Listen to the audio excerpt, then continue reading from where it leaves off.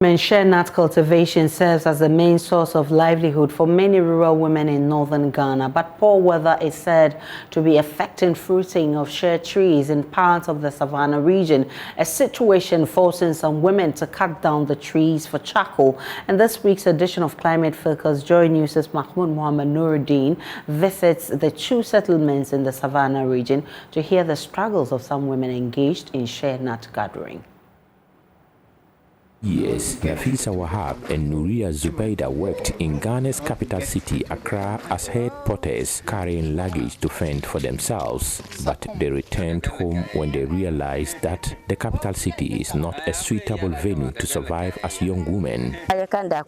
I was carrying luggage to make some income, then used the small income generated to buy things and returned home. I was doing kayaye in Accra.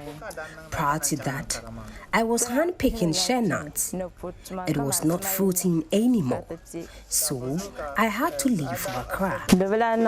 Both in their mid-20s, they now live in their hometown called Sumpini and Kojope in the Savannah region, where everyone relied on shea fruits for survival. Like Nafisa and Nuria, almost everyone in the villages harvested ripe fruits for sale to earn an income. It is how they have sustained their children's education and maintain their families. I was collecting the shea nuts and making some money.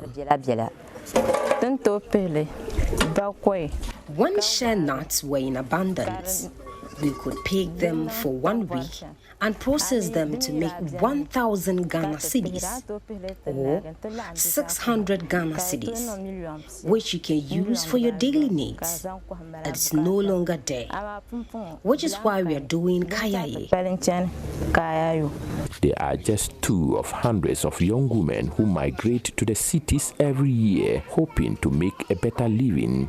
Before being processed, every shea in the world passes through the hands of 60 million rural women farmers whose lives, as well as that of their family and communities, depend on shea trees. For women in northern Ghana who hand-produce shea butter in their homes, it is a source of food, medication, cosmetics for skin and hair. But the women do not know why the trees are not bearing much fruits anymore. The shea tree no longer bears fruit as it once did. This forces us to concentrate on charcoal production. When the shea fruited well, it provided us with financial relief. As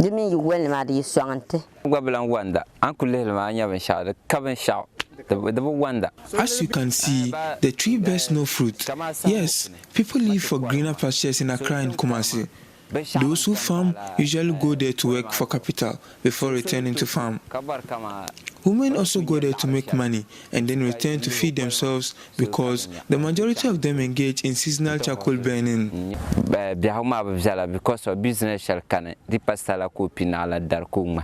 Human activities and bad weather have affected the tree's life cycle and productivity. Demand for lumber and fuel from the tree has increased. Among other things, residents of Sumpini and Kojope are now resorting to cutting down shea trees for firewood. This is the main source of livelihood for residents here. And residents here say they have no any alternative than to cut down trees. I have 6 children and I take care of them by producing charcoal. This contributes to meeting our most basic needs. Except for the charcoal production and firewood, I don't